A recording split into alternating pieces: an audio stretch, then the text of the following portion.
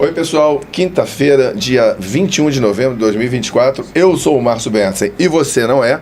E hoje eu trouxe além de um dos melhores lutadores e melhores pessoas que eu conheço, é um grande amigo, Romeu Cardoso. Quem não se lembra, quem não conhece, o Barra do Osvaldo, Romeu Cardoso está aqui hoje e eu vou destrinchar ele para todo mundo conhecer outro lado dele, que não é só de lutador. Prazer, Romeu. Porra, não sei nem como agradecer você estar aqui. Pô, Márcio, obrigado. É uma honra para mim, um prazer imenso estar aqui contigo. Você é meu irmão da vida, né? Você tem toda a liberdade de destrinchar, até porque você é meu veterinário, né? Pois então, fica tranquilo aí, tô em casa. Eu conheci o Romeu, tem o quê? 35, 38 anos atrás? Por aí. Não tinha nenhum cabelo branco na sua cabeça. Eu não tinha nenhum cabelo branco. Agora eu tô charmoso, é diferente. Mas enfim, eu conheci o Romeu, a gente se conheceu. Eu fazia acupuntura, tinha um consultório no Leblon e a maioria dos lutadores tratava comigo. E você estava se preparando para uma luta casada. Eu lutei com o Rei Diogo no Hotel Nacional. Pois é, eram duas lutas, era a sua... Era eu e o Gordo. O Gordo ia lutar o Gordo lutou com o Amaury Bittetti. Isso, e você lutou com... Com o Rei Diogo. Eu me lembro que, foi uma preparação legal, você estava lesionado no ombro, né? Tava lesionado no ombro, tinha 6 pontos no supercílio. Eu sei que eu fiz algum milagre com a acupuntura que ele ficou bem pra luta. Foi, consegui lutar. E a luta foi muito maneira, muito boa, e de lá pra cá, a gente sempre tá se cruzando, sempre se falando... E não tem como não falar, eu queria lembrar as pessoas sobre o Bar do Osvaldo. Eu queria que você falasse um pouquinho do Bar do Osvaldo, mas antes de você começar, você vê como eu sou velho. Eu ia no Bar do Osvaldo em 1980, tinha 16 anos, tomar aquela famosa batida de coco, que todo mundo ia lá de noite, a gente tomava e depois saía pra noite. Me fala um pouquinho da tua infância na Barra, do seu pai e do Bar do Osvaldo. É muito fácil falar da minha infância na Barra, porque a minha infância, ela foi muito duradoura, né?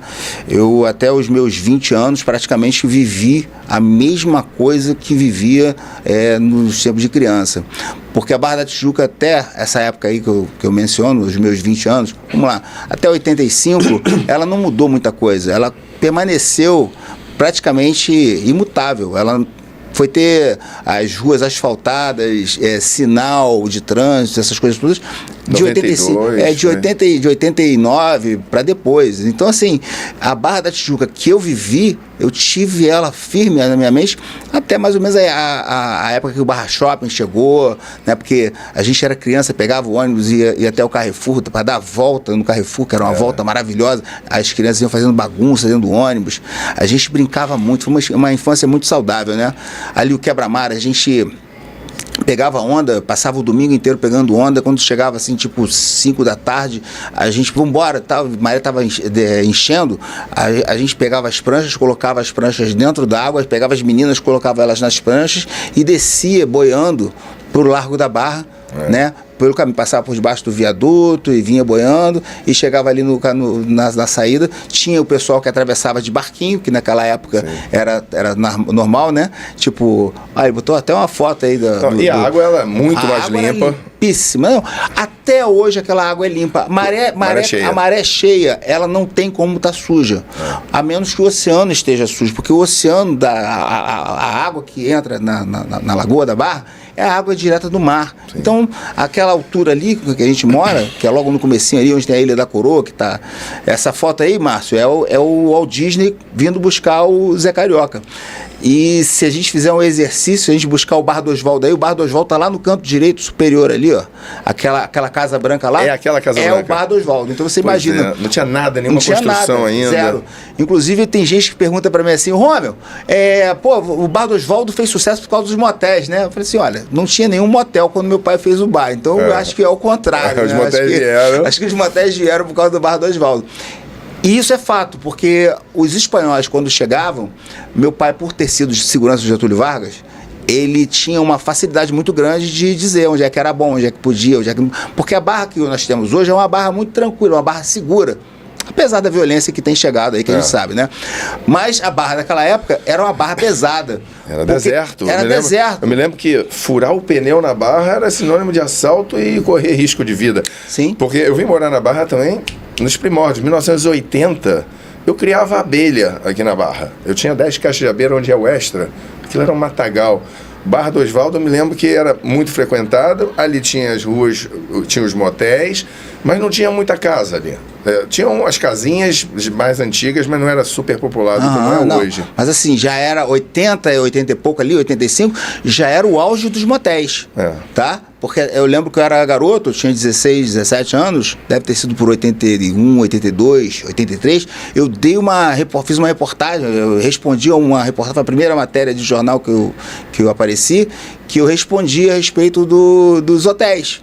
E eu falava que, tipo, o único incidente que tinha acontecido ali era o Bolinha, que ficava na frente do hotel Playboy na época, que ficava ele usava um fio dental e ele ficava na porta do hotel chamando as pessoas para entrar. E a gente era moleque, a gente ia pra porta dos motéis, esperava os casais saírem e ficava assim, joga bombom! E eles davam bombom pra gente. São tempos completamente... Pois é, a Barra era um lugar assim paradisíaco. Só tinha 2 pistas da Avenida das Américas, uma de ida, outra de volta. Essas laterais todas eram de terra. Ali onde é o downtown, aquilo ali era areal e tinha mato, eu andava de bugre ali com meus cachorros. Mas eu me lembro, e assim, é importante lembrar que a Barrinha, que é onde hoje tem o Bar do Osvaldo ainda, os motéis meio que acabaram, a Barra da Tijuca era a Barrinha. O resto eu bato numa tecla muito, eu sou pontual nisso aí e bato, e sei que tem gente que gosta, eu não desgosto, eu apenas digo que não faz sentido, né, chamar o Largo da Barra de Barrinha, né, porque é um apelido, um apelido carinhoso e tal, não sei o que, blá, blá, blá, mas eu não vejo dessa forma, porque Largo da Barra é um local que é reconhecido, e se você tem o reconhecimento daquela área como o Largo da Barra, você mudar o nome e simplesmente não denominar, por exemplo, a prefeitura poderia denominar ali, Largo da Barra, aí botar o apelido Barrinha.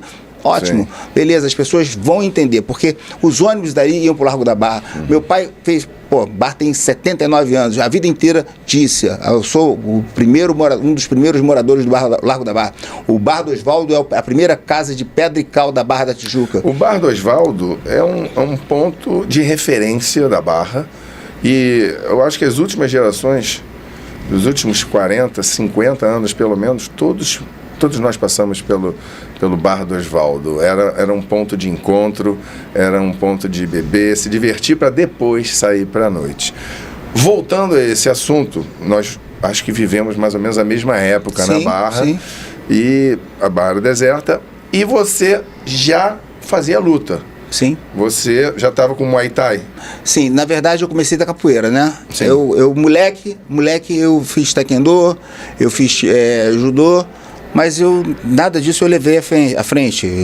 A Barra da Tijuca não tinha essa quantidade não tinha essas oportunidades de você se exercitar. E sair da Barra era difícil? Era difícil. Eu saía muito porque minha mãe, ela era da ACM, a Associação Cristã de Moços, lá na Lapa, né? Então eu ia muito com a minha mãe para Lapa para fazer natação.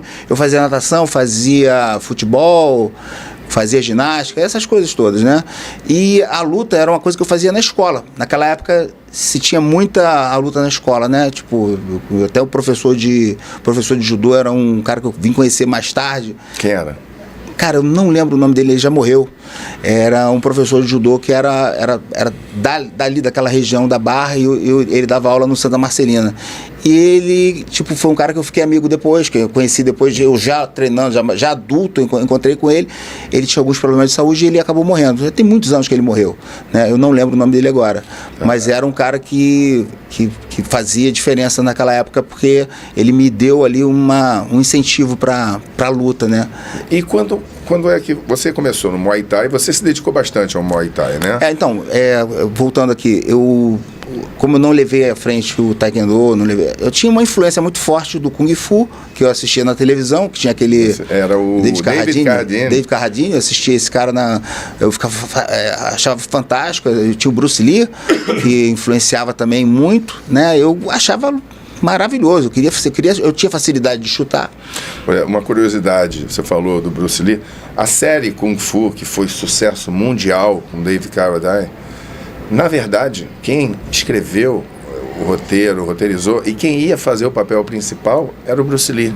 Isso eu não sabia. E ele foi vetado porque ele era muito oriental. Eles queriam alguém com a cara mais americana, mais ocidental. Ele ficou passado, ele ficou muito chateado. Imagino. Porque o projeto, toda a ideia, foi tudo ele que fez, né?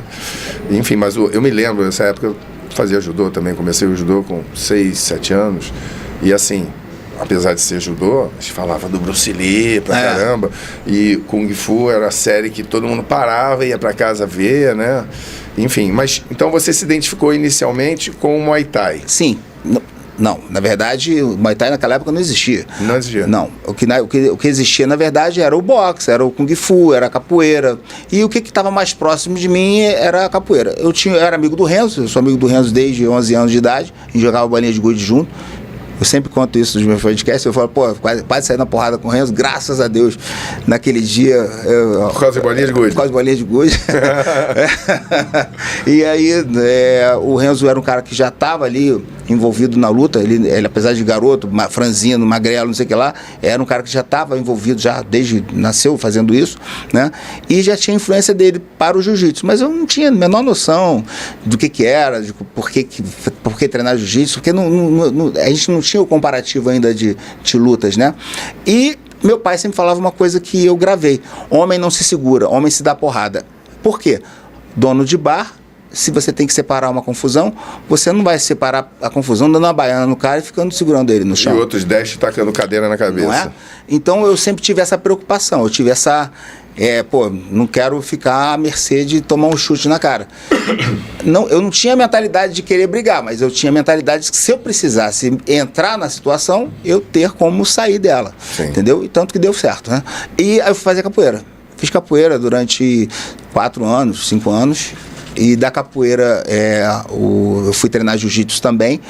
Treinando... Qual foi o clique? Onde você falou, vou treinar jiu-jitsu? Quando que isso aconteceu? Com 15 anos eu comecei a treinar jiu-jitsu. Mas por quê? Você se lembra que... Porque a molecada toda estava treinando, né? 15 anos em 1980, todo mundo queria ter ser faixa azul. Todo mundo queria ser faixa azul de jiu-jitsu, que jiu-jitsu era a luta que estava sendo falada em todos os cantos. Não tinha esse boom que ainda existe, que existe hoje em dia, mas já era uma coisa que já chamava a atenção de todo mundo queria, ainda mais nós ali que éramos do Quebra-Mar, né, por causa do Renzo e a proximidade. E eu fui treinar lá na Figueira do Magalhães, que era lá em Copacabana. Saía da Barra. Saía da Barra para ir treinar com o Carlinhos, lá na Figueira do Magalhães. Para tu ver a dificuldade que era, né? Não tinha nada aqui parecido. E devo ter treinado uns 6 meses por aí. Não evoluí a ponto de mudar de faixa. Mas ficou guardado na minha mente que o jiu-jitsu era uma luta a ser observada, né? A ser praticada. Eu já tinha guardado no meu coração. E aí fui para capoeira, aí fui pro exército, né? Quando eu saí do exército, eu me dediquei totalmente à capoeira. Aí um amigo meu, eu fui treinar um dia na academia Gracie Barra Jaque, na Barra da Tijuca. Ali pertinho do Bibi. Do lado do Bibi, antes do Bibi ser inaugurado. Sim. Hoje é um shopping de biquínis, era a casa. Me lembro dessa casa. Eu treinei lá também. Eu não treinava lá, mas eu visitei algumas vezes que eu era do judô, no Medi. Eu ia lá treinar um pouquinho. Grande Medi. Depois eu conto, mas me pergunta a história minha com o Medi, que é engraçada pra caramba. Tá. Aí eu fui treinar lá com o Carlinhos, era Zé Beleza, tinha essa galera toda, e eu tentei mesclar o jiu-jitsu com a capoeira. Né? Mas a capoeira me levava para muitos lugares. Eu ia para o subúrbio para jogar roda de capoeira. Então aquilo ali me fascinava. A gente saía com a galera e aí do nada à noite virava uma roda de capoeira. Aí ficava jogando capoeira com a galera. Porra, ficava vendo o pé passando assim. As pessoas falavam, cara, como é que vocês fazem para combinar, para não pegar o pé na cara um do outro? Não, a gente a gente chuta para acertar na cara. Mas o outro é que desvia. Porque a mentalidade das pessoas que acham assim, porque a capoeira é muito legal porque é combinado. Não tem nada de combinado na capoeira. Você está jogando ali, lógico que você às vezes está jogando com um amigo teu, você vê que vai pegar, você tira o pé, né? Você alivia, você passa mais em cima. Nisso, só um intervalo. Claro. Que vergonha a luta do Tyson com o Jake Paul. O Tyson claramente podia ter destruído o Jake Paul. Eu tenho um vídeo aqui, o Tyson encaixando e desviando a mão. Cara, fiquei muito puto. Venderam essa luta. Eu assim, quando me fala assim, porque o Tyson, o peso da idade, não sei o que lá, eu acho que o Tyson tinha combustível para ir mais além. Eu não vou entrar na polêmica, porque... Eu vou entrar na polêmica, vou falar por quê. Eu permito. Sabe por quê? Eu vi os treinos do Tyson. E era uma coisa, né? O Tyson treinando, agilidade, movimentação, mobilidade.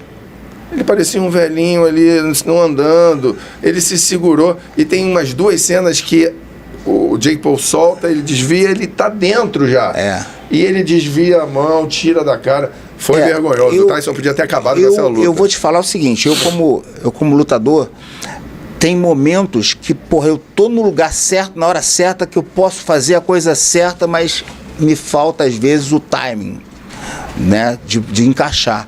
A gente perde o tempo. Não estou falando que foi esse o caso do Tyson, porque achar o espaço é uma coisa, você concluir com... Mas ele desviou a mão. A mão entrou, ele não, assim, eu vi ele tirar a mão, ele não desviou. Ele fez que foi, mas não foi. Né? Tipo, ele pode ter enxergado. Ele segurou ali, ele segurou. Ele pode ter enxergado e não tá. Eu não lembro qual é qual o período da luta, porque foram 8 rounds, né? 8 rounds de 2 minutos. Eu acho que 2 minutos de round é bastante suave para quem está acostumado a fazer 12 rounds, né, de 3 minutos. Mas são muitos anos sem lutar de verdade, sem estar exposto. Eu sei que esse boato está rolando e eu fui checar 2 vídeos e realmente o Tyson tira a mão. Ele desvia. Então, eu acho que tinha muita coisa em jogo, muito dinheiro em jogo. Mas muito se fala também. Porque, assim, por exemplo, se você falasse para mim na época lá que a gente lutava, pô, você acha que o Amaury Bittetti perdeu pro fulano de tal porque ele foi comprado? Isso era impossível de acontecer. O Amaury nunca iria vender uma luta. O Fábio Gurgel nunca iria perder para Amaury, ou vice-versa, jamais, por conta de dinheiro. Nunca, jamais. A gente tinha certeza. Ali era honra pura. Era honra. Hoje em dia, com essa quantidade de dinheiro que se despeja, coisas de apostas, não sei o que lá, tem um cara ali, perguntando quanto é que tá as apostas, tá tanto para tanto, o cara vai ganhar tanto, se o Tyson ganhar, o cara vai perder tanto. Você viu a quantidade de gente que quebrou televisão apostando no Tyson? Apostadores do Tyson já quebraram televisão. Significa que, tipo, apostaram, né? Muita gente quebrou televisão porque ficou chateada porque o Tyson perdeu. Se você quebra uma televisão porque você perdeu uma aposta, significa que aquela televisão ali vale pouco diante daquilo que você perdeu. Sim. Né? Porque, imagina eu pegar uma televisão dessa aqui linda, fazer uns 5 mil reais, eu pegar e jogar uma pedra nela aqui, quebrar ela e sair sacudindo. Significa que eu perdi muito mais do que 5 mil. Sim. Né? É a análise pura da realidade. Então, assim, realmente tem muita coisa envolvida, a gente não sabe de nada. Nós estamos vivendo essas apostas aí, por exemplo, Botafogo ano passado perdeu para o Palmeiras, estava ganhando de 3-0, deixou empatar e perdeu de 4-3. Não é novidade um time virar. O Vasco virou em cima do Palmeiras em 80 e pouco e foi campeão lá, campeão brasileiro, da Copa do Brasil, não lembro agora, com 3 gols do Romário, e no final lá fizeram mais um gol, acho que foi 4 gols do Romário, se não me engano. Existe essa possibilidade, mas com os jogos que estão, com a manipulação dos jogos por conta de casas de aposta, meu irmão, a coisa hoje agora tá horrível. Pegaram os jogadores que, o Bruno Henrique lá do Flamengo? Eles não foram nem inteligentes. A família, com o nome da família, apostando que ele ia tomar a falta no jogo tal. Isso é muita burrice. A pior de todas foi aquela do cara que pega a bola, joga pro lateral. Assim, a bola saiu, pum, jogou pro lateral. Vai ter um escanteio com 10 segundos de jogo. Que isso, meu irmão. Mas voltando aqui ao assunto, eu queria saber quando que você se encontrou no jiu-jitsu. Quando foi e falou, vou treinar isso e vou ficar bom? Foi um acidente, na verdade. Uma bomba estourou e voou estilhaço de vidro no meu tendão de Aquiles. Bomba onde? Bomba. Jogaram uma bomba dentro lá do bar. Sério? Não lembro a época que estavam fazendo bomba caseira. Eu não me lembro desse episódio. 1987, 86... Não, desculpa. Em 89. 1989. Eu estava treinando capoeira no Camisa, Abadá. Eu era um dos que podia pegar a corda azul. Estava treinando muito para isso. Ia ser batizado. Eu estava no bar trabalhando e teve uma bomba que jogaram lá dentro do bar, eu chutei a bomba e botei uma mesa na frente assim e falei pro cara, tinha 2 clientes, eu sai, e botei a cadeira, assim, a mesa na frente assim, ó, fiquei segurando, fechei o olho e fiquei segurando a mesa. Aí, de repente, eu só ouvia um zzz, eu não via mais nada. Daqui a pouco entrou um monte de polícia com um fuzil na mão, olhando assim, que houve, cadê, onde é que tá? Eu falei assim, cara, jogaram por aqui e saíram correndo. Eu chutei o negócio, fez até um buraco na parede do bar. Aí os caras saíram. Nunca descobri quem foi? Nunca descobri quem foi. Aí eu fui pra academia no dia seguinte, aí eu vi que eu tinha um... Você é magrinho. Fininho. Fininho. Isso foi onde? Esse é lá na Barra. Esse é o Beto Alcione, é o sobrinho da Alcione, esse garoto aí. Ele é percussionista. Esse moleque, gente boa pra caramba, joga capoeira. Hoje é faixa preta de jiu-jitsu também. Também, né? A gente era aluno do mestre Bené aí. Quando você começou a treinar jiu-jitsu, a gente estava conversando aqui em off. Olha eu magrinho lá. Eu quero ver você me achar aí, me acha aí. Deixa eu te achar. Não. Cara, eu não tô te achando. Tô lá na porta do banheiro, lá. Aquela porta vermelha ali. Tô esperando pra lutar. Esse dia eu lutei. Isso foi aonde? Espaço Vital. No Espaço Vital. Lá em cima, na cobertura. Onde é o celeiro da Gracie Bar lá. Cara, me lembro ainda desses tatames de pano, de lona, aquele cheiro de palha com poeira. Uma das lutas mais duras que eu fiz. Carlão Barreto, meu irmãozaço. Aí, ó. Aí, Carlão. Olha nós aí, meu irmão. Pô, você tava magrinho mesmo. Tá pesando o que aí? 80? 81. E o Carlão pesava 90. Aí eu ganhei essa luta aí, o Carlão ficava ligando lá pra casa pra me desafiar. Eu falei, não, cara. Já perdeu. Já perdeu. Entra no absoluto, Carlão. Aí é o Roleta. Esse é o Roleta, Daniel Gracie e o velho, Eduardo de Lima. Isso aí foi a primeira equipe de marrom e preta. Olha só, olha o tamanho da Gracie Barra aí, ó. Essa era a Gracie Barra em 91, não. Isso aí é 93, 94. Primeiro campeonato brasileiro de... 95, isso aí. Primeiro campeonato brasileiro de equipes. Essa era a equipe da Gracie Barra. Marrom e preta pesado. A gente lutou contra a equipe da Aliança completa. Isso aí já é campeonato pan-americano. Isso aí é o pan-americano de 96. Eu, Filipão e Roleta. Eu ainda era marrom. O Roleta e o Filipão já tinham pega preta já. Mas, pô, foi um campeonato maravilhoso. Patrocínio do Japa, lembra do Japa? Lembro. Esse foi o meu último mundial. Muito legal essa foto. E me diz uma coisa, quem foi o primeiro, assim, mestre que você começou, pô, tô aprendendo com esse cara? Deixa eu contar o porquê que eu fui pro jiu-jitsu. Fala. Aí eu tava treinando capoeira, já era faixa preta de Muay Thai, de boxe tailandês. Sim. E aí eu tinha voltado pra capoeira, né? Eu tinha 24 anos. Isso aí foi em 1989. Já era perigoso. Eu já era formado, eu já era perigoso. Então, eu já estava preparado já. E na minha mente eu queria me completar para poder. O Rua sempre falava assim: Rômel, vai lutar, tem que fazer chão. O lutador tem que ser completo, ele tem que ser em cima e embaixo. Né? Tá certo. E aí eu tentei ir treinar luta livre. Só que quando eu fui na luta livre lá, o único cara que me deu atenção foi o Fino. Tanto que eu encontro com ele, eu falo assim: ei, Fino, meu irmão, não sei o que. Ele, porra, cara, tu sempre fala comigo. Eu falo: irmão, nunca vou esquecer a atenção que você me deu, você foi sensacional. E tinham vários mestres lá que podiam ter me dado atenção e nenhum deles me deu atenção nenhuma, né? E aí eu não quis mais ir. É porque nessa época ainda tinha aquela região, não, ele treina outra coisa em outro lugar. Não, eu era aluno do Ruas, pô. Eu era da mesma... Olha o Roleta aí. Eu era da mesma galera, eu era do mesmo time. Sim. Entendeu? Basicamente, né? E assim, hoje eu dou graças a Deus que eles não me deram atenção, porque eu fui fazer o que eu fui para um lugar onde me deram atenção e eu cheguei onde tinha que chegar. Como você chegou? Então, aí esse acidente me levou a não poder treinar. Aí eu fiquei muito chateado porque eu não consegui pegar a corda azul naquela época ali, porque a corda azul, por causa de uma corda você ficou chateado. Eu falei, não fiquei chateado por causa de uma corda, porque quando você tem um planejamento, você, por exemplo, a corda azul já me permitiria treinar mais forte. Era tipo, eu ia entrar nas rodas mais graduados, né? E eu já era graduado. Na verdade, eu tinha dado um passo atrás para poder voltar. Eu voltei mais embaixo, porque no Bené eu já estava na quarta corda. Então, assim, eu poderia estar jogando com os mais graduados. E lá no camisa você tem você corda laranja, joga até tem que se chamar, você tem liberdade, tem uma hierarquia. Tem uma hierarquia e você fica bem abaixo ali, tipo, você tem que ficar na sua ali.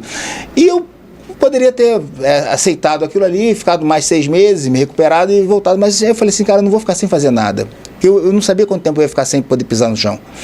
E aí eu falei, cara, eu vou treinar jiu-jitsu.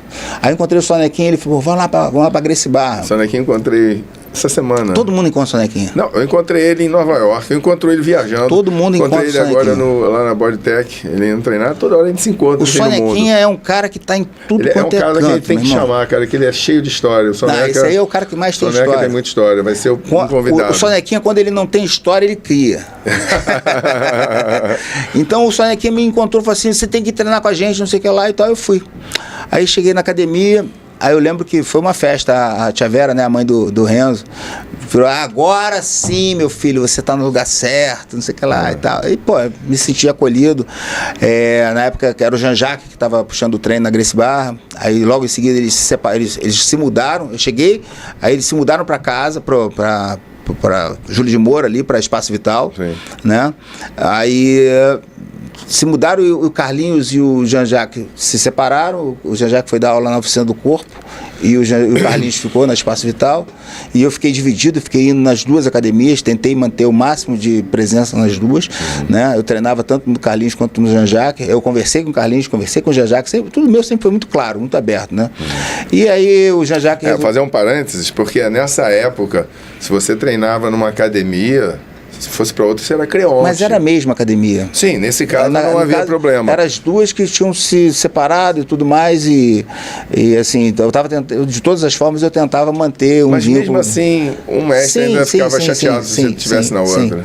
Mas eu fui claro com os dois, tanto que os dois são meus amigos. Né? E aí o Jean-Jacques, na época, ele foi convidado pelos irmãos para ir embora. Os irmãos chamaram, os Machado já estavam quase todos lá nos Estados Unidos. E eu acho que o Jean-Jacques foi o último a ir embora. E em 91 ele foi embora também. E aí ele levou a gente de volta pro Carlinhos, né? Foi eu, o Gordo, o Sonequinha, o Soca, Draculino, foi a galera toda de volta lá pro Carlinhos. E a Gracie Barra aconteceu. Eu me lembro muito o pessoal saindo do treino ali na Olegário Maciel. E antes do Bibi, tinha ali a Oficina do Guaraná. Oficina do Guaraná. Todo mundo... Nosso point. Todo mundo parava minha ali. Minha história da Oficina do Guaraná começou em 91, quando eu lutei o Oscar do Jiu-Jitsu. Eu fiz fiz 2 lutas no primeiro dia, que era um sábado. O Oscar do Jiu-Jitsu era o Pelé, a Copa Pelé. O Pelé presente, o Hélio Gracie. O Pelé, o Hélio Gracie. O Pelé e o Hélio Gracie. Eles que premiavam a gente. E olha que honra. Aí... A primeiro dia era o sábado, eu fiz 2 lutas, lutei até com o Igor Costas, e no dia seguinte eu lutei a final contra o Léo Dalla. E... O Léo Dalla, você é bem mais pesado que ele? Ele estava pesado nessa época? Não, o Léo, pô... O meu peso, eu pesava 81 quilos, cara. O Léo estudava com a minha irmã, ele era pequenininho. É porque o Léo você conheceu ele garoto, só que o Léo de garoto para homem, ele desenvolveu, cara. O Léo era, forte pra caramba. Ele, O Léo ele era todo bonzinho, magrinho, amigo da minha irmã, boa, mais novo. Depois ele ficou grande, é verdade. Sempre bom garoto. Eu lutei 2 vezes com o Léo, ganhei uma e perdi uma. Tá empatado, hein, Léo? Coincidência, assim, falando da Oficina Guaraná, eu conhecia o Kiko. O Kiko Ebert. De pequenininho, assim. Você sabe que ele é campeão de bodyboard, né? E você sabe por quê? Não. Eu vou te falar uma coisa que vocês não sabem. A primeira Mora e Bug do Brasil, quem trouxe, fui eu, em 1978. E eu usava ela direto lá em São Conrado. Aí, Marcelo Pedro, tô com a lenda aqui, hein? Eu comprei a primeira Mori em 1970, tinha acabado de lançar nos Estados Unidos. Eu trouxe, usei alguns anos, e o Kiko era pequenininho, devia ter uns 7, 8 anos. E aí eu já estava grande, não usava. Dei de presente essa Mori pro Kiko. Kiko Ebert começou a surfar com uma Mori que eu dei de presente para ele e virou uma fera mundial. É maneiro. O Kiko Ebert, na época, nem era sócio da Oficina do Guaraná. Na época que eu conheci a Oficina do Guaraná, tava o Humberto e o sócio dele. Caraca, meu irmão, eu esqueci o nome dele, tô com a cara dele, desculpa, meu irmão, mas eu tô lembrando de você, tô com a tua cara na minha mente aqui.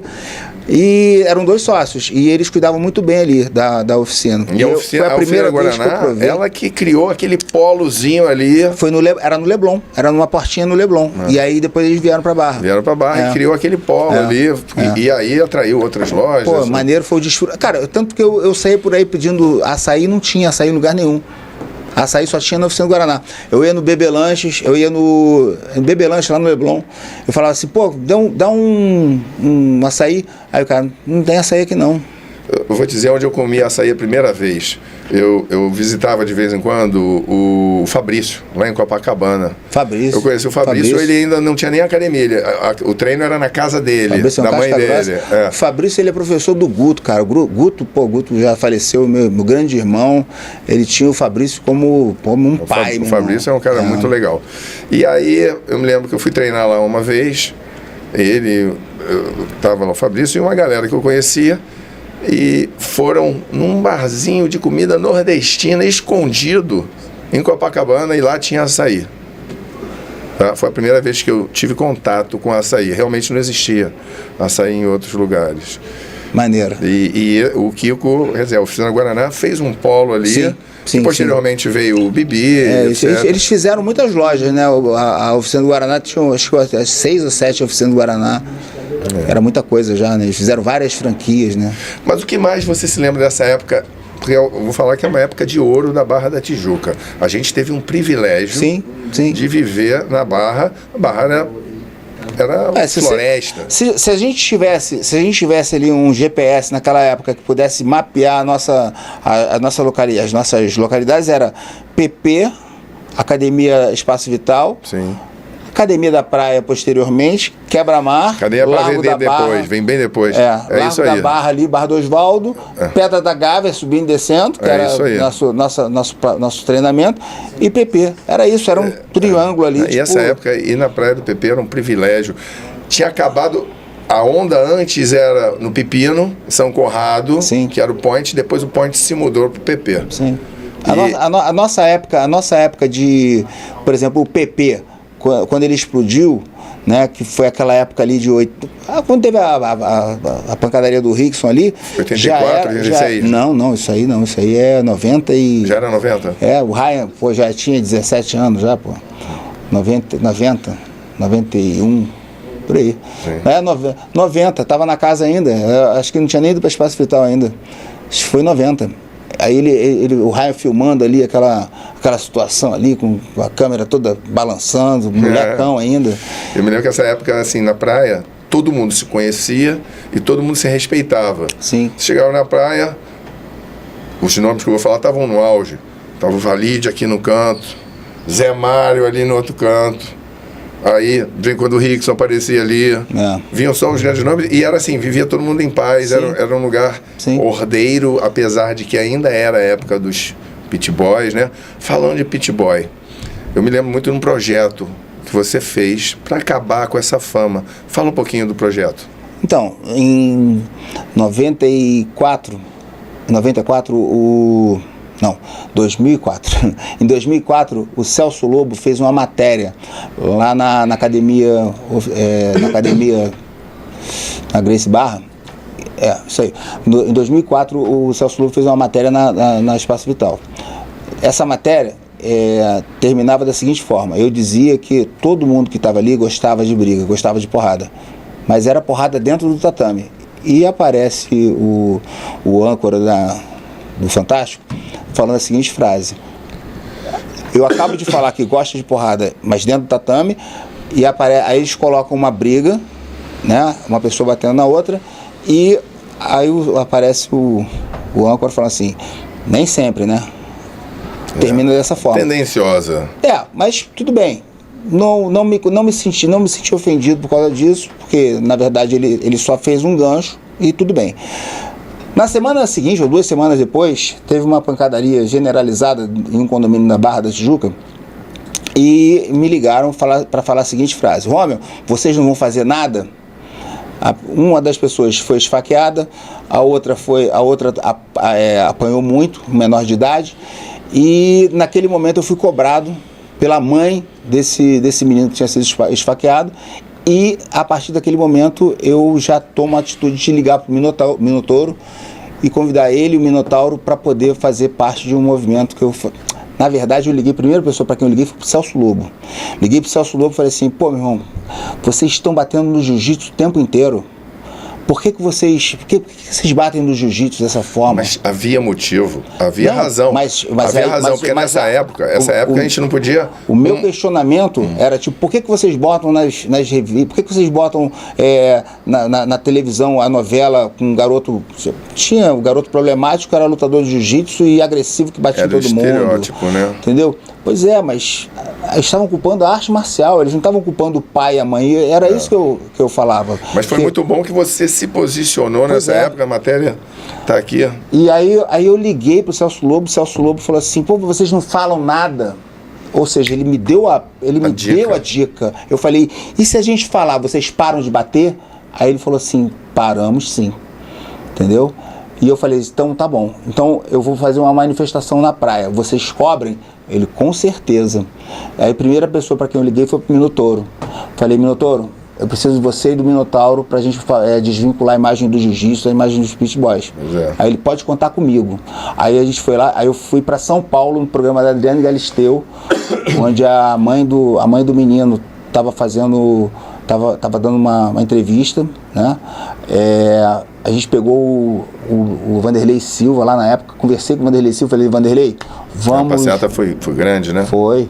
Vanderlei, vamos fazer uma passeata na Barra da Tijuca para desvincular a imagem do jiu-jitsu da imagem do Pit Boy. O Vanderlei na mesma hora falou assim, meu irmão, tô dentro.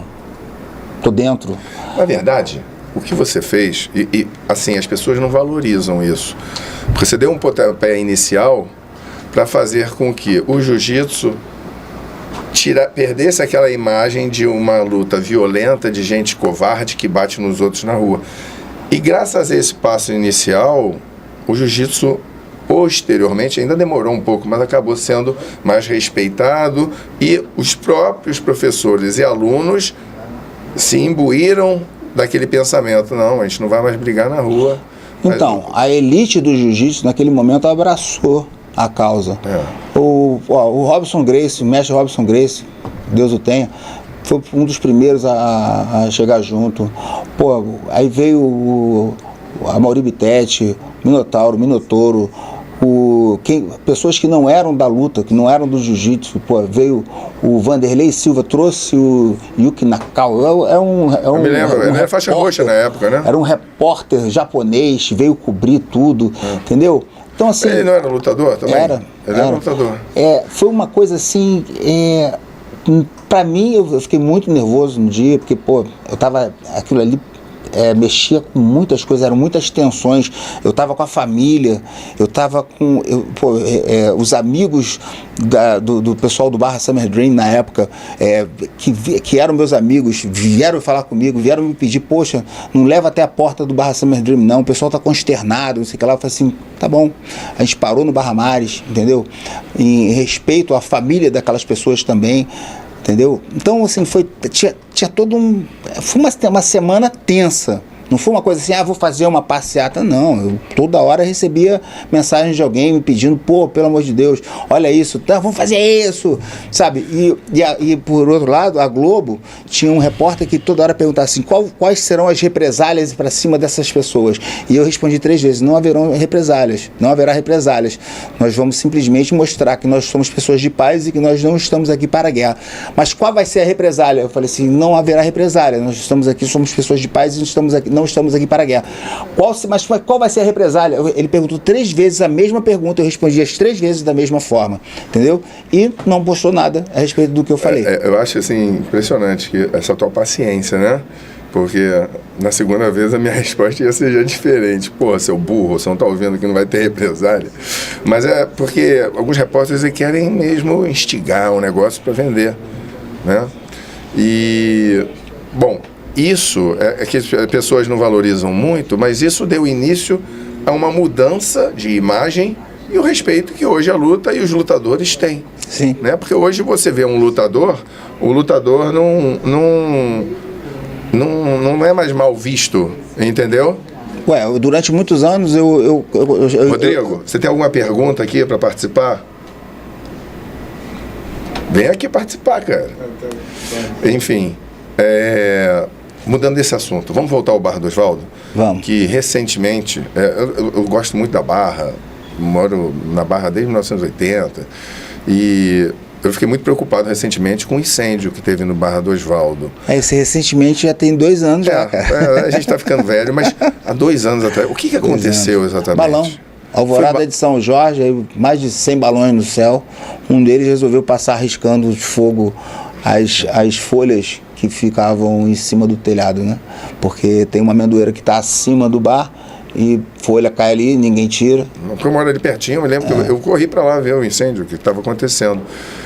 Falaram o Rio de Janeiro inteiro foi para lá. Na hora eu me lembro que falaram, foi curto-circuito. Outros não sabiam o que tinha acontecido. Depois que a gente veio saber que foi o balão mesmo, né? Que é um absurdo ainda poder soltar balão. Não pode. Mas as pessoas soltam assim. Tem imbecil para tudo, né, cara? É muito impressionante. E o que mais você se lembra, assim, da nossa época, de Barra da Tijuca e Jiu-Jitsu? E eu queria que você me falasse de alguma luta que marcou a tua vida. Não necessariamente de jiu-jitsu, do que você quiser.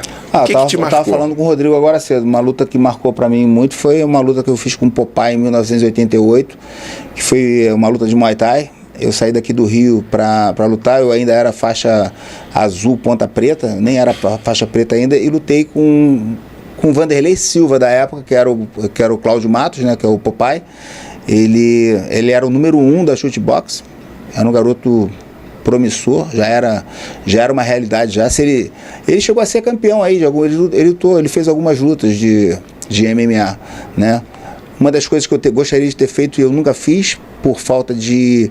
Na verdade, quando eu tive a possibilidade, que foi em 97 que eu peguei a minha faixa preta, quando eu tive a oportunidade de fazer MMA, o César Maia proibiu o MMA no Rio de Janeiro, por causa daquela luta do Renzo contra o Eugênio Tadeu lá em Grajaú. Sim, que teve aquele negócio das cadeiras, não sei o que lá. Então, naquela época ali foi proibido o MMA. Então, para mim, dificultou muito, porque não teve um dia na minha vida que eu tenha lutado num campeonato que eu tenha deitado às 7 da noite, acordado às 6 da manhã para poder sair para lutar. Eu sempre fui dormir às 3 da manhã e acordei às 8h45, 15 para as 9 para poder sair correndo, para poder não chegar atrasado na luta, né? Porque assim, eu trabalhava de quarta a domingo e era sempre a minha obrigação estar no meu trabalho. Aí aqui tá aí, ó. A lista das... Tá aí, ó. Cláudio Popeye versus Romeu Cardoso. Tá ali em 1986, mas foi, na verdade, em 1988. E você vê os nomes na época, né? Você lutou só com gente muito graduada, né? Na verdade, isso aí, cara, essas são as 10 lutas que foram consideradas, né? A revista Tatame, ela fez esse apanhado aí, ó. Vanderlei Silva com o Sakuraba, Arthur Mariano contra o impressionante é que você tá nesse meio. Você é uma parte da história do jiu-jitsu também. Sim. Não só da vida do carioca, por conta do Bar do Osvaldo, que é um centro de encontro, então, um ícone. O Bar do Osvaldo me deu a oportunidade de fazer diversas coisas. Por exemplo, eu sou voador, eu sou surfista. Você voa o quê? Você voa Asa Delta. É mesmo? Eu vou de parapente. Eu sou aluno do Alpine, já falecido também. O meu professor também, o Valtinho, era sensacional, faleceu também. Sou velejador de kite. Eu velejei de windsurf na lagoa ali, onde tinha Fizilabor, né? Então, assim, são coisas que o Bar do Osvaldo me permitiu. Mas olha, essas lutas aí todas foram muito marcantes, né? Olha o Rafael Cordeiro. Rafael Cordeiro lutou com o Pinguim. Pinguim era um garoto, cara, que eu vi despontar lá, ó. Pedro Rizzo contra Dan Severn. Então, assim, realmente ter meu nome aí no meio dessa galera toda aí, pô, realmente é muito, muito bacana. Ó. Marco Ruas com Pinduca. Quem não lembra do Marco Ruas com Pinduca? Foi um lutão. Pelé com Macaco, aí, ó. O Pelé era um cara... Ele era um cara sensacional, né? O Pelé é um monstro. O Pelé é da academia do meu amigo aí, do meu adversário aí, do Popeye. O Pelé veio logo depois do Popeye. O Popeye despontou, aí veio o Pelé, aí depois veio o Vanderlei Silva. Aí vem o Anderson Silva. Então, você vê que eu não lutei com qualquer um, eu lutei Eu lutei com a nata. E você estava ali na nata, você sempre teve nas cabeças. Pô, sou aluno do Marco Rua, né, meu irmão? Aluno do Marco Rua nunca vai estar mais ou menos. Ele é um cara que a gente tem que trazer o Pedro Rizzo aqui. Ó, o Marco Ruas é um cara que ele, se você tiver mais ou menos da sua cabeça, ele vai falar para você assim, meu irmão, você é você, você tem que achar onde é que você tá. E acabou, ele vai trazer você à tona. Ele não baixa a cabeça, vamos embora, sobe lá, você é o campeão. Entendeu? Ele é o cara que te motiva só de estar junto contigo. Eu me lembro uma vez, eu estava em São Conrado, o Marcos tinha uma academia ali. Eu treinava lá na Corpore. Na Corpore. Eu me lembro, eu era magrinho, eu sempre fui magrinho. Eu de faixa preta de judô, peguei com 20, 21 anos, pesava 62 quilos. Aí eu cheguei, fui assistir um treino lá no Marco Rui. Cara, eu olhei aquele treino e falei, nunca mais volto aqui. Provavelmente você me viu sendo espancado. Eu vi alguém sendo espancado. Provavelmente mas, assim, era eu. O Marco Rui chegava, vai, jab, diretão. Aí o cara meio quase caía, aí ele botava a mão assim, virava, cotoveladão. Eu falei, vem cá, isso aqui é massacre ou é treino? Eu fiquei assim meio gelado. Eu nem pedi pra aprender, eu nem falei nada. Eu olhei, fiz assim, fui embora caladinho. Não, mas ele só pegava quem tava pronto, ele não pegava mas qualquer eu me assustei com a intensidade. Na verdade, ele tinha, na verdade, ele sabia fazer o negócio. Ele não chegava lá e te massacrava. Ele ia pra cima de você com vontade, entendeu? Mas tirava a mão na hora ali. Mas a gente tá de fora, e eu era pequeno, pô, sei lá, devia ter uns pequenos, uns 16, 17 anos. Você não era pequeno, você é um ano mais velho do que eu, o Marco Ruas é 4 anos mais velho do que eu. Então você. Mas eu era magrinho. Não, nem com desculpa, não. Você não queria treinar. Eu posso falar, você não me assustou. Essa é a minha opinião. Essa é a minha opinião. Realmente me assustou, porque o Marco Ruas era um cara muito bem treinado, muito ágil pro peso e muito técnico, era assustador. E não é à toa que ele muito rápido. Virou quem ele é, né? Mas assim, é uma época boa, assim, a gente andava em São Conrado, Barra, às vezes ia para Copacabana, todo mundo meio que se conhecia, tinha as turmas que não se trocavam, né, não podiam nem se olhar, e eu pelo menos conseguia às vezes entrar em diversos mundos e ser meio aceito, né? Eu estava ali, cara do judô, enfim, eu era aceito por todo mundo ali, nunca fui lutador de ponta nem nada, mas eu convivia com todo mundo. E ouvindo as suas histórias assim, vai me dando uma emoção assim de lembrar como a época era boa, cara. É muito legal. Eu também me emociono de lembrar determinadas coisas, porque aquilo ali que a gente viveu, aquilo ali tinha uma intensidade, entendeu? Aquilo ali não é uma coisa que você viveu assim, tipo, não, eu vou ali fazer uma luta ali. Não, você ia lá para lutar. Você não ganhava um centavo, cara. As medalhas eram umas latinhas, entendeu? Então, e aquela galera que tava ali no entorno, porque assim, quando você vai para lutar, a adrenalina é uma. Quando você acaba de lutar, a adrenalina zerou, irmão, seus melhores amigos estão ali, sim, cara. É verdade. Entendeu? Seus melhores amigos estão ali. A gente ia lá pra gente se desafiar. A gente queria ver o nosso próprio limite. É, isso aí. Né? Ó, o jiu-jitsu, ele tem seus heróis, ele tem as pessoas que a gente já colocou lá no alto patamar. Tem um cara, eu estava falando com o Rodrigo, até tipo, eu achei que ele ia estar aqui hoje, né? O Joey Moreira, por exemplo. Joey Moreira, queria falar dele com você. Joey Moreira é um dos caras, eu vou escolher a palavra certa para não falar o errado. O Joey Moreira é um dos caras que merecia estar no hall daqueles que criaram a oportunidade do jiu-jitsu ser o que é. Mas ele tá. Ele é reconhecido por isso. Não, você quando fala do jiu-jitsu hoje, você lembra do Carlinhos, que, pô, Carlinhos, meu mestre, Carlinhos Gracie, ele criou a Confederação Brasileira, ele é o líder da Gracie Barra, ele é o criador, fundador da Gracie Barra, né? Mas, por exemplo, a Gracie Barra, ninguém cria uma Gracie Barra sozinho. Para criar a Gracie Barra, existiu ali uma equação que foi desde o A, B, mais ou menos, até o final, que é o Roger Gracie. O Roger Gracie, eu digo que é o resultado final do que foi a Gracie Barra. Ninguém, na história, não vai existir um Roger Gracie de novo. Entendeu? Não, o Joey Moreira, ele fez parte da evolução do jiu-jitsu. O Joey Moreira, ele foi muito cedo para os Estados Unidos e as pessoas não sabem que foi através do Joey Moreira que o Carlinhos foi lá, fez um campeonato grande lá, o primeiro Pan-Americano, entendeu? O primeiro Pan-Americano, o segundo Pan-Americano, foi o Joey Moreira que providenciou com aquele lugar. Fala nisso, o Joe era para estar aqui, ele tinha confirmado. O que aconteceu? Estamos tentando falar com ele. Eu acho que ele não chegou ainda na viagem. Joey, tô te esperando aqui, meu irmão. Porque ele ia chegar, ele tinha confirmado que viria. Vamos descobrir onde é que está o Joey Moreira. Mas é um dos caras que eu gostaria de falar isso pra ele. Eu falo isso pra ele com com todas as letras, entendeu? É um dos grandes nomes do jiu-jitsu.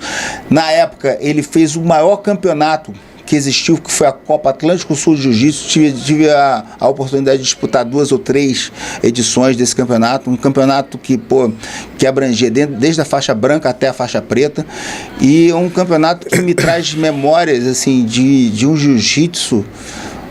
Imagina o Atlântico Sul, aquele condomínio fechado, cheio de gente, aquela quadra lá atrás com 3 áreas de luta, com só gente bacana. A Barra era uma família naquela época. Todo mundo ali gritando o nome dos seus ídolos e, era uma coisa de outro mundo, entendeu? Então, realmente, João Moreira, parabéns, meu irmão, sensacional, você faz parte, você existiu uma calçada da fama do jiu-jitsu, isso é uma ideia, hein? E se eu puder votar, se eu tiver direito de voto, teu nome tá lá com toda certeza. João Moreira, para mim, é icônico no jiu-jitsu. A gente tem que... Devemos muito a ele. Você tem que voltar aqui. Professor também, né? Um excelente Não, ele é simplesmente o mestre do roleta, cara. Ele foi o professor do roleta. Ele foi o cara que fez o roleta. Ele te conserta desde o início. Ele pega no beabá, nas bases, que hoje em dia nem todo professor sabe ensinar as bases, né? Ele não. O Joe, eu já dei 2 treinos ou 3 com ele. Não com ele, mas treinando com ele ali na academia. A didática dele é impressionante. Ele sabe. Ele é do judô também, ele tem todo ele tem uma metodologia, o cara sabe fazer. Falando do judô, você falou que ia falar uma história para mim do meu mestre, Medi. Tem a ver com política, né? Tu sabe que é o Donato, né? Marco Donato. Sim, lógico. Donato foi agora para Abu Dhabi, levou 7 crianças lá. Sim, eu encontrei com ele ali, a gente fez doação lá, ele tava toda vez eu parava lá, fazia um vídeo com ele, tava em campanha lá pro Felipe Michel, e eu parava lá, falava, não sei o que lá. Eu já treinei com o Donato, eu já lutei com ele no campeonato. Aí, fiquei amarradão de ver o Donato lá. E o Donato me convidou em 2014, eu era candidato a deputado, e o Donato tava pra cima e pra baixo comigo. Era eu e o Donato pra cima e pra baixo, meu irmão. Ele não me largou em momento nenhum. E em determinado momento ele me convidou para ir em Ipanema e Copacabana, para a gente conhecer as academias do Mestre Kim e do Mestre Medi. Era Ipanema. Ipanema. Porque foi Copa, depois Ipanema. Aí quando a gente chegou lá em Ipanema, a gente foi no Medi, subimos lá, o Medi recebeu a gente com muito carinho e tal. E mestre e tal, sei que esse é o Romeu, filho do Oswaldo. Batida do Oswaldo, gosto muito, batida. Teu pai é maravilhoso, papai. Maravilhoso, papai maravilhoso, gosto muito, batida do Oswaldo, tal, não sei o que tal, tudo bem e tal. Aí não, porque o Romeu político, não sei o que, não, política não, então forra, não quero mais, não. Eu falei assim, aí o Donato na mesma hora se ajoelhou aos pés do Medi, assim, o Medi estava sentado, ele se ajoelhou, eu botei a minha mão aqui na frente do saco, assim, né, essa postura defensiva, Sim. Na verdade, uma postura de respeito, né? Sim. Botei aquela mão de pose. Mestre, o senhor tem toda a razão, o senhor pode não gostar da política, mas eu estou na política por um motivo, eu quero fazer diferença, eu quero mudar. Aí, não, política merda, você batida do seu pai boa, seu pai bom, você bom garoto, a política merda. Já botei o Itagiba, não sei quem lá, já botei não sei quem, não quero política, já falei pra Itagiba, já falei pra não sei quem, não quero saber de política aqui dentro, não quero. Tá bom, mestre, então vou embora, dá licença. Eu em pé. Eu tô vendo a cena acontecer. Exatamente assim, foi exatamente assim. O Donato ajoelhado, de cabeça baixa ali assim, e eu em pé olhando no olho dele. Falei assim, mestre, o senhor tem toda a razão, eu estou dentro da sua casa, eu estou vindo aqui a convite do Donato, não sabia que o senhor era avesso da política, mas o senhor tem todo o motivo de ser, porque eu também não gosto de determinados políticos. Então, o senhor me desculpa, eu tô... Não, espera acabar de falar! Eu não gosto de política isso, política aquilo, aquela... Vamos tirar foto! Eu não entendi nada. Aí eu falei, Donato, eu não entendi. Aí ele testou você. Você não amarelou, ele falou, então ele é firme. Para todo mundo, todo aluno do Medi que eu conto essa história, tanto que depois, meu irmão, onde ele me encontrava, o Bolsonaro, 2018, isso aí foi em 2014. Em 2018, o Bolsonaro levou a facada e encontrei com ele ali em Ipanema, acho que tem Bibi em Ipanema, não? Uma esquina da praça ali. Tem a Polis. Encontrei ele naquela esquina ali. Aí tava ele e um aluno dele, Magno, não sei o que, Magno. Ele tem um nome antes de Magno. Não tô me lembrando aqui. Aí eu tava sentado, estavam sentados, aí ele me encontrou, eu falei, mestre, não sei o que lá e tal. Aí ele, pô, tô fazendo a campanha com o Bolsonaro, não sei o que lá. Ele, então vamos fazer um vídeo pra ele. Aí ele pediu, falei assim, aí ele, se cuida, garoto. Volta logo, precisamos de você e tal. Aí o Bolsonaro, o Medi mandando um abraço pra você. Então aquela ali foi a última vez que eu estive com o Medi. Depois disso eu soube notícias dele e tal, aí soube que ele tinha morrido, fiquei muito triste, mas eu digo pra você que essa é uma das coisas assim interessantes que a luta me deu e a política me deu. Voltando à política, então, já que você tocou nesse assunto, o momento político do Brasil é muito delicado. Muito delicado. Mundial, a gente está verdade. vendo agora essa cortina de fumaça que o governo está tentando fazer, criando factoides de que tentaram matar o Alexandre de Moraes e o Lula, etc. E a gente sabe que é mentira. Enfim, eu acho que, essa é a minha opinião, eu queria ouvir a sua. Eu acho que essa cortina de fumaça eles estão tentando fazer para eles enrijecerem mais as coisas aqui, porque eles sabem que no dia 1º de janeiro... 20. É 20 que o Trump assume? Então, no dia 20 de janeiro, a coisa vai mudar aqui.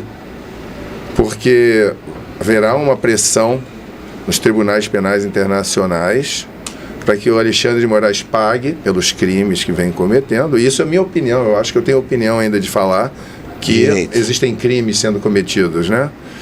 E eu acho que o governo americano vai pressionar o governo brasileiro e as coisas vão mudar.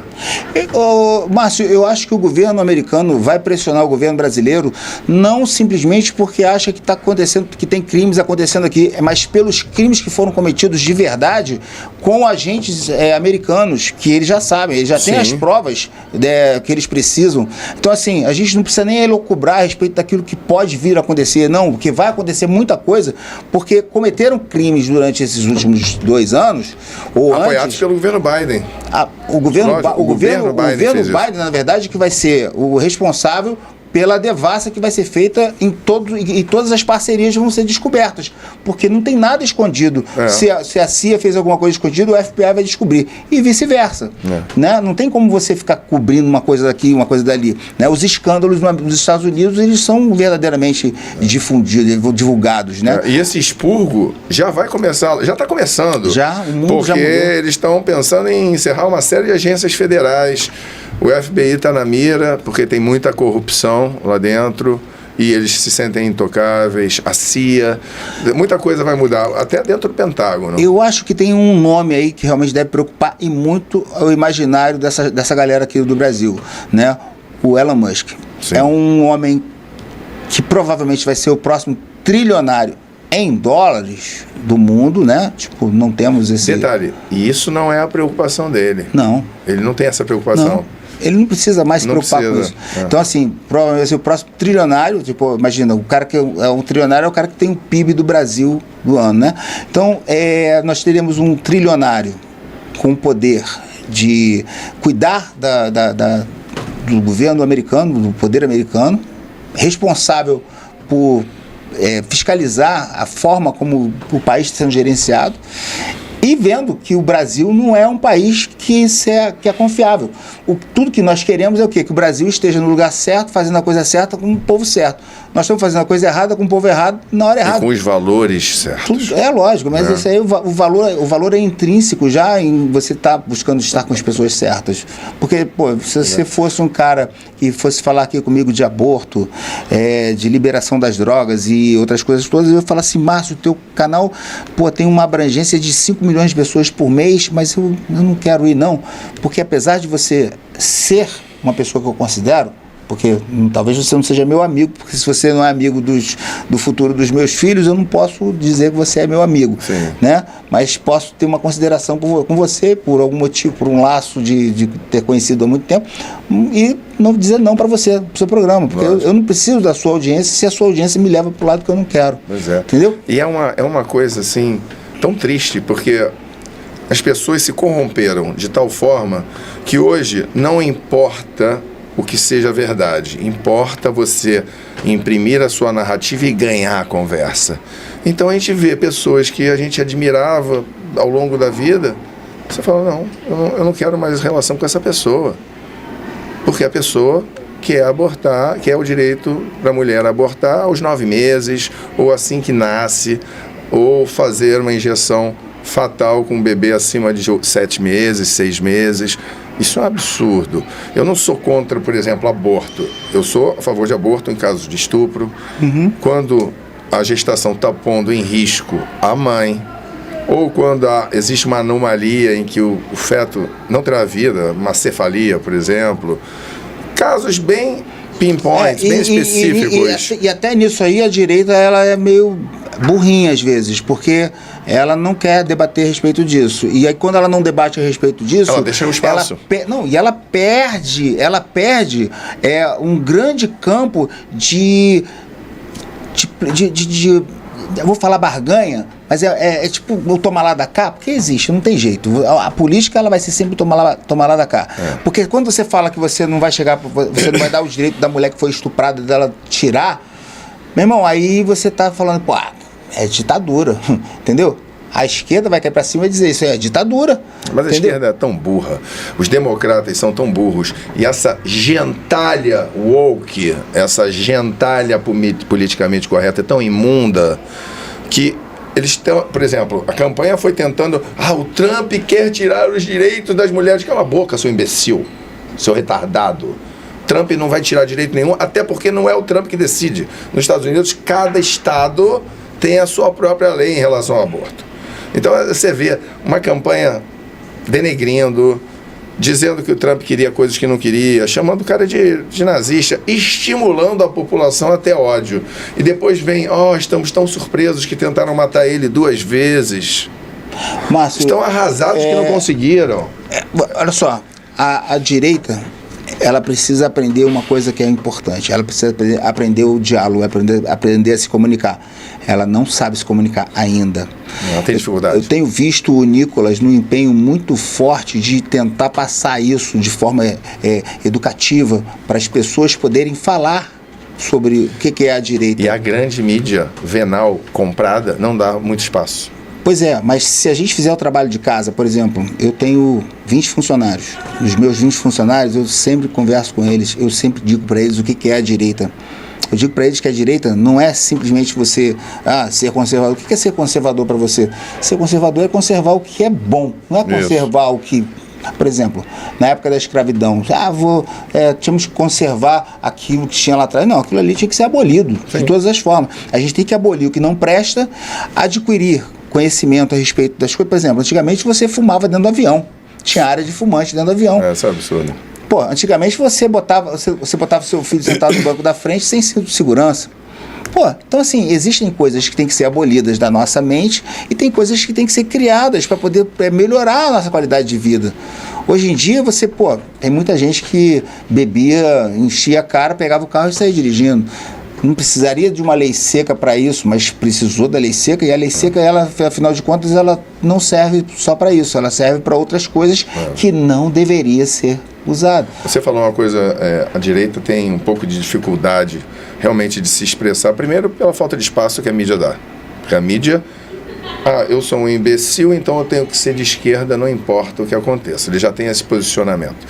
Mas, por exemplo, o Bolsonaro é um cara que eu admiro, quis fazer as coisas certas, mas devido ao jeito dele turrão, às vezes eu sou meio parecido, ele acabava perdendo a oportunidade de passar a ideia adequadamente, e a mídia se retraía e tentava denegrir e distorcer aquilo, porque ele não sabia como falar. Onde a gente vê isso? Todo dia. Israel. Israel, por exemplo. Israel está salvando o mundo dos islâmicos radicais. Israel está salvando você, que é um imbecil antissemita. Você não sabe, você está sendo salvo. Só que Israel não consegue passar tão claramente, e quando passa, a mídia abafa. Por exemplo, palestinos, vamos falar dos palestinos? Pobres civis de Gaza. Não tem civil pobre nenhum em Gaza. Em Gaza, a população inteira comemorou. As mulheres estupradas, as crianças decapitadas, foram distribuir docinho na rua. Só que a mídia venal, aquela mídia comprada, os civis, coitado, mostra eles sofrendo, mas não mostra eles comemorando cada morte, cada trucidamento que aconteceu. Pessoas foram trucidadas e muitos civis atravessaram a fronteira para pegar sequestrados, aproveitando aquele momento.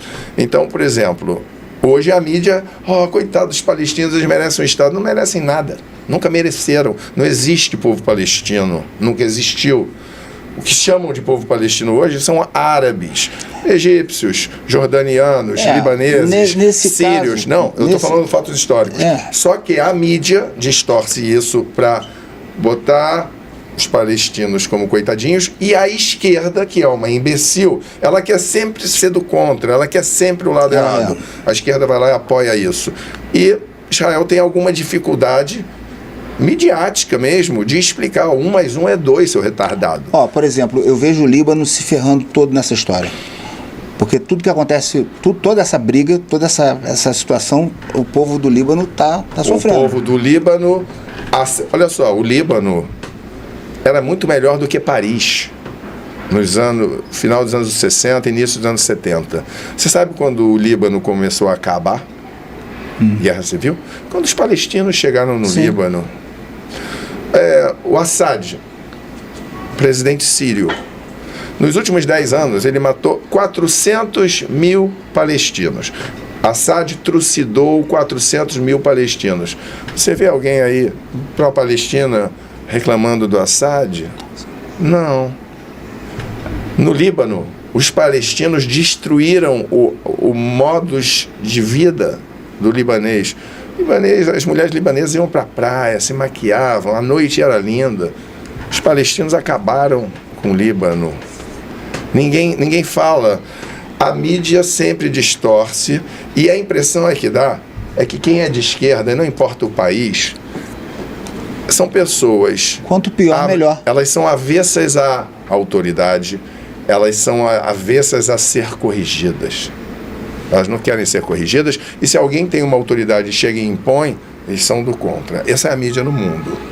E isso reflete em toda a política do mundo. Você vê agora o Tribunal Penal Internacional ordenou que prendam o Benjamin Netanyahu e o Gantz, que era o ministro, se eles forem para alguns países. Interessante. Irã massacrando o próprio povo há décadas. Maduro, Nasrallah, esses caras nunca foram nem cogitados a ser mencionados, monstros. Não, mas Israel está acabando com o terrorismo, acabando com Hamas, com Hezbollah, enfraquecendo o Irã, e provavelmente vai atacar o Irã. Deus queira que ataque e destrua todas as usinas nucleares do Irã. O Irã já mostrou que ele não quer energia nuclear para a paz. O Irã é um fator desestabilizador do Oriente Médio. A Arábia Saudita... Ele está sempre provocando alguma coisa. A Arábia Saudita, ela não pode falar abertamente, quando ela dá uma criticada em Israel, mas ela está adorando o que Israel está fazendo, porque está tirando força do Irã. Bahrein, Kuwait... O Irã, ele é um desestabilizador. A Arábia Saudita, ninguém mexe com ela.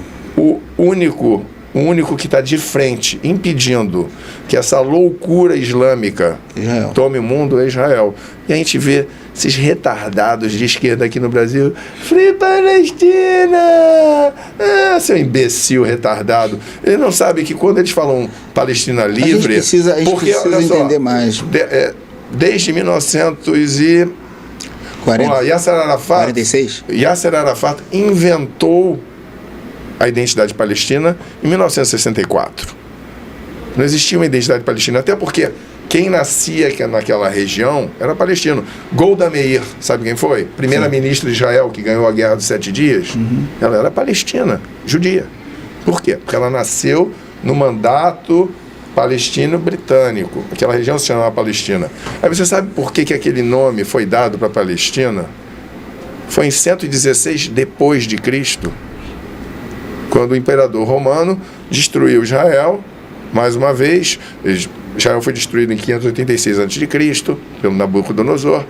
Em 70 depois de Cristo, um general romano foi lá, destruiu o segundo templo. e destruindo Israel de novo em 116. E para punir os judeus, eles botaram o nome da região, que era o Império de Israel, né? Que pegava não só Israel atual, mas todo o que eles chamam de Cisjordânia, que na verdade se chama Judéia e Samária, era dos judeus, metade do Líbano, metade da Síria, tudo era Israel. E para punir os judeus, em 116 depois de Cristo, porque em 113 depois de Cristo, um general israelense chamado Bar Kokhba, ele foi o primeiro general, o primeiro evento na história da humanidade que expulsaram os romanos. Então os romanos vieram loucos 3 anos depois para destruir tudo. E para humilhar os judeus, deram o nome da região de Palestina, Síria-Palestina, em homenagem aos antigos inimigos de Israel, que eram os filisteus. Em hebraico, Filistim. Filistim quer dizer invasor. Olha Só para terminar, os filisteus, você pensa, Gaza, viviam ali em Gaza. Eles eram de origem grega. Em 116 depois de Cristo, quando a região que era chamada de Israel passou a se chamar Palestina, ainda faltavam 6 séculos para Maomé nascer.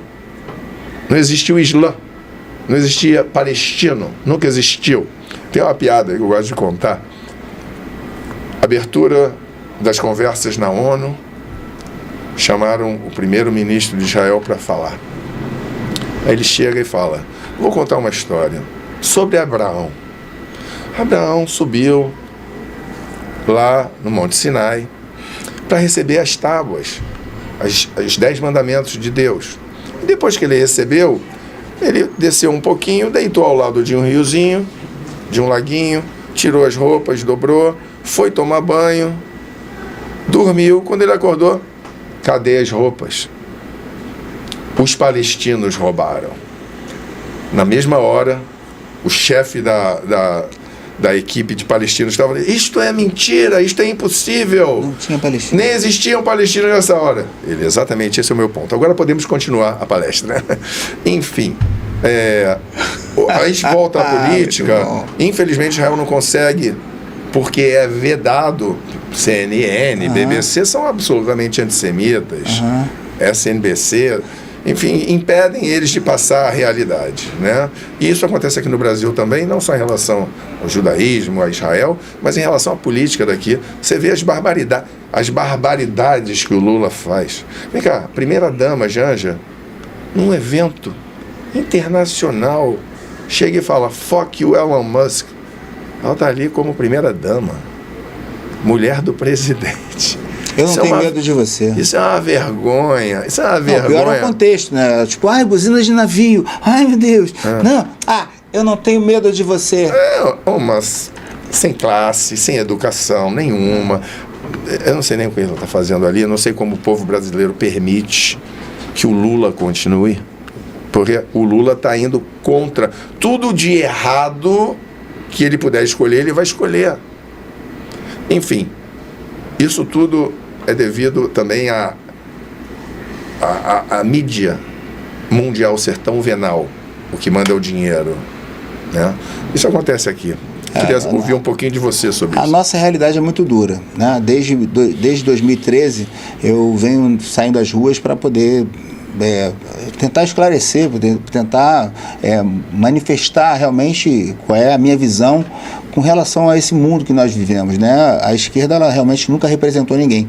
Eu tive a oportunidade em 2017 de ser administrador regional da Rocinha, e lá eles falam papai Lula e mamãe Dilma, né? E eu tive a oportunidade de entender o porquê disso. Além daquela coisa do nordestino que se identifica com Lula e tudo mais, pelo menos tinha naquela época a visão, né? O Lula, ele fala a língua que o cara quer ouvir. Além dele contar muitas coisas que não são verdade, não estou chamando ele de mentiroso. Não, ele é mentiroso. Não, porque tem 25 milhões de crianças de rua passando fome. Eu não estou chamando ele de mentiroso, estou dizendo que ele não conta a verdade. Eu estou chamando de mentiroso. Ele fala, eu estou te chamando Lula, você é mentiroso. Ele fala aquilo que o povo quer ouvir. né? E ele sabe como falar porque ele tem realmente um dialeto. Ele tem próprio. O dom da oratória, infelizmente. Ele tem, olha só, o Lula, você sabia que o Lula tentou terminar com a norma culta? Quando eu fiz direito, né, uma das aulas de introdução ao direito, ela fala o seguinte, que a norma culta, em 2002, 2004, não sei, o Lula tentou terminar com a norma culta, porque ele dizia que as pessoas não compreendiam aquilo que estava sendo dito para o povo, né? Os juízes, os advogados diziam. E a tese que combateu essa tentativa foi de que, se acabasse com a norma culta, nós não conseguiríamos falar com os nossos avós, né? Tipo, com os nossos antepassados. Os livros que estão nas estantes, eles apodreceriam e perderiam o sentido. Então, não terminaram com a norma culta por causa disso. Quando ele tenta terminar com a norma culta, ele simplesmente acaba com uma forma de buscar o conhecimento dos antigos. Se você não tiver o acesso ao conhecimento daqueles que vieram antes de nós, mesmo que nós tenhamos que mudar normas que caíram em desuso, que se tornaram arcaicas e incoerentes, né? Nós temos que saber, porque quando você tem uma coisa errada que era lei, que era norma, que virou lei e que conduz a sua vida, aquilo ali precisa saber do início para saber por que mudou, por que não se faz. Isso faz parte da política da esquerda mundial, imbecilizar o povo. Pois é. Então, quando você fossiliza uma coisa e impede que aquilo ali faça parte do dia a dia e que aquilo ali sirva de norte para aquilo que a gente está vivendo, você não tem comparativo. Então, tudo que se diz a partir daqui é verdade. Então, você não tem mais o antes e o depois. Você só tem o a partir de agora. E o a partir de agora passa a ser aquilo que você quer e aquilo que virá. Então, você tem todo o passado a seu favor, porque esse passado aqui morreu, ele virou fóssil. Ninguém fala mais dos dinossauros. Você tem preocupação de sair na rua e encontrar com um dinossauro? Não existe mais dinossauro, mas existe elefante, existe os lagartos, existem vários bichos que você tem aí como, né? Então, a lei que vigora hoje são as leis que o PSOL vê. O PSOL hoje em dia é o que mais tenta implementar leis. E as leis que ele tenta implementar são leis horrorosas. Você não vê uma lei do PSOL que faça sentido. Você fala, pô, não. Eu vou te confessar. Todes, eludir. Eu vou te confessar uma coisa. Você sabia que eu antes de 2014, eu fui procurar o Freixo porque eu queria me filiar ao PSOL?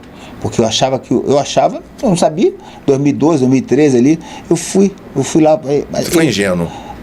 Cara, mas eu estava em busca, porque que acontece? Ele era o cara que batia contra a milícia, né? Ele era o cara que batia contra a milícia. Só que eu não sabia, ninguém sabia quem era o Freixo de verdade. Aí, pô, você assiste Tropa de Elite, aquele filme maravilhoso, que, pô, tem um cara que, pô, representa, é o Freixo, que não sei o que lá, e tu, pô, legal, vou lá, sentei com ele, conversei com ele e tal. Ele não me deu muita atenção, acho que ele não gostou muito das minhas ideias, entendeu? Eu acho que ele viu ali que eu não era o perfil, né, do partido. Pra gente se encerrar, tá ficando muito tempo, queria falar um pouquinho do Pablo Marçal. Uhum. Eu vou falar que eu gostei muito do que ele fez na campanha, independente de qualquer coisa, ele sabe se colocar e sabe se expressar muito bem. O dom da oratória total. Né? E eu não estou julgando, não estou fazendo juízo aqui de opinião sobre ele, apesar de eu gostar, mas a forma como ele se expressa e se posiciona é muito boa. E falta isso na direita. Uhum. Ó, eu sou um bolsonarista, né, convicto. Eu gosto do Bolsonaro pela pessoa que ele é. Eu tive a oportunidade de conhecer o Bolsonaro em 2018. Né? Na verdade, eu conheci antes, mas eu nunca votei nele porque eu era candidato. Eu disputei 3 eleições para deputado federal. 2 contra ele e uma apoiando ele para presidente. Então, são 3 eleições para deputado federal que eu tive a oportunidade de estar ali do mesmo lado que o Bolsonaro. Né? O Bolsonaro é um cara autêntico, ele é um cara que fala a verdade, olhando nos seus olhos. Sim. E eu disse para ele, olhando nos olhos dele, que eu fui fazer a segurança dele em Curitiba, e eu disse para ele o seguinte, ó, eu estou aqui para fazer a sua segurança, porque eu paguei minha passagem, a única coisa que eu tive lá foi a estadia no hotel que ele pagou, mas o resto, tudo por minha conta. Eu paguei a minha passagem, eu paguei ida e volta, meu irmão, me locomovia lá junto com ele para os lugares, eu fazia parte da comitiva, eu era o segurança dele e estava em todos os cantos que ele ia. E todas as vezes que eu parava na frente dele, olhava para ele, eu via que ele estava cansado, porque ele é um cara que, meu irmão, ele dá tudo que ele tem. Sim. E eu olhei no olho dele e falei assim, você me lembra meu pai, e eu só faria isso por você, porque mais ninguém na política eu reconheço como um líder. Ele é um líder. Eu espero que ele tenha aprendido onde ele errou, porque com Trump entrando agora, eu tenho certeza que ele vai voltar a ser elegível e não há como ele perder a próxima eleição. Eu posso te falar, eu acho que ele não errou. Eu acho que ele teve a sensibilidade. Ele pode ter errado naquilo que venderam para ele, porque é muito fácil eu estar aqui agora, o Rodrigo chegar para mim, falar uma coisa, eu acreditar no que o Rodrigo falou e tomar uma atitude diante daquilo que ele disse. Uma outra coisa é o Rodrigo falar alguma coisa, eu ter como buscar em outras fontes e saber sim ou não. Porque, meu irmão, quem traz a informação para você é quem está do seu lado. Às vezes quem está do seu lado Pois é, pode agora ser... eu vou te falar como eleitor dele, que torceu por ele. Pô, quando ele tomou a facada, eu fiquei muito preocupado, eu achei que ele ia morrer. E eu sou Bolsonaro desde criancinha, pelos valores, totais, pela ética que ele mostra, mas eu digo que ele errou. E vou te dizer por que ele errou. Bolsonaro, você errou, porque quando a gente faz uma promessa, a gente tem que cumprir. Né? E missão dada é missão cumprida, dita por você mesmo, Bolsonaro. Ele sempre ficava falando, vou jogar dentro das 4 linhas. Isso é um erro. Por quê?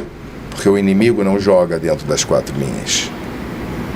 Mesma coisa, por exemplo, de Israel. Eu acho que erra ao fazer ataques cirúrgicos dentro de um apartamento com um míssil que entra ali dentro para pegar só o terrorista. Todo mundo que está no entorno daquele terrorista é terrorista, apoia.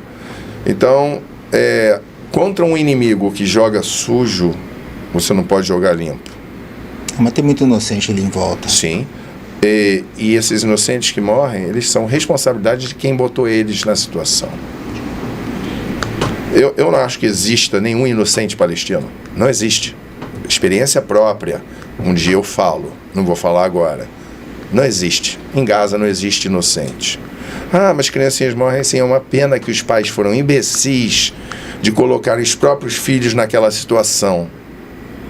É uma pena que o Hamas tenha entrado e trucidado. Eu não vou falar essas coisas que me traumatizou, mas eu sei detalhes. É uma pena que eles tenham feito isso sabendo que Israel ia retaliar e que eles tenham colocado famílias, crianças e mulheres em perigo. E cada civil palestino que morre, a responsabilidade é 100% do terrorismo do Hamas.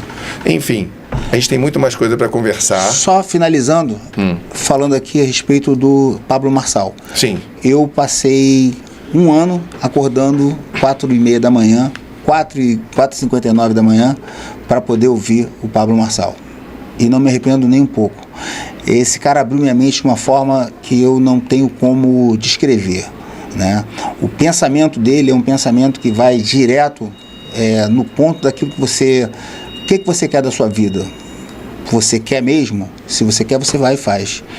Você é empreendedor? Beleza. O que você está fazendo?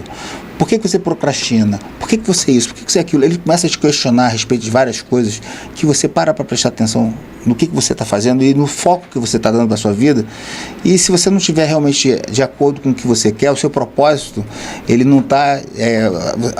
o que você está fazendo não está de acordo com o seu propósito. Então você não está vivendo o seu propósito. Você está vivendo qualquer coisa, menos o seu propósito. Então se você tem um propósito, aí, não, eu vou sair para balada hoje, vou encher a cara. Amanhã é outro dia, amanhã eu melhoro. Não, vou fumar um cigarrinho aqui, tudo recreativo. Se você se permite determinadas coisas que vão tirar você daquilo que você é, do seu eixo, porque, uma coisa que ele fala para mim que que eu acho que é fundamental, né? Você tem um espírito, você tem uma alma e você tem um corpo, né? A alma, ela precisa comandar o corpo, para que o espírito possa comandar os dois. Então, se você não está alinhado com o seu espírito, não está alinhado com a sua alma, meu irmão, você está perdido. O João Moreira é um cara importante, mas eu queria muito que você estivesse aqui quando ele vier, porque vocês têm uma história e você vai me ajudar muito nessa entrevista. O João Moreira eu conheço há muito tempo, mas eu tenho certeza que você, com ele, vai fazer ele se soltar mais, porque ele deve ter muita coisa boa para contar. O João Moreira é um cara que é da família Ruas também, irmão. Ele é, parceiro demais do Marco Ruas. Então, assim, com certeza, a minha história com ele no jiu-jitsu continua com o Marco Ruas e a gente tem muita história ainda para contar e ainda para escrever, com certeza. Então, até a próxima. Vamos ver se João Moreira já chega logo no Brasil, porque já era para ter chegado. E nos vemos no próximo capítulo e eu faço questão que você venha. Joey, tá te esperando aqui, hein? Abraço, gente. Tchau. Valeu!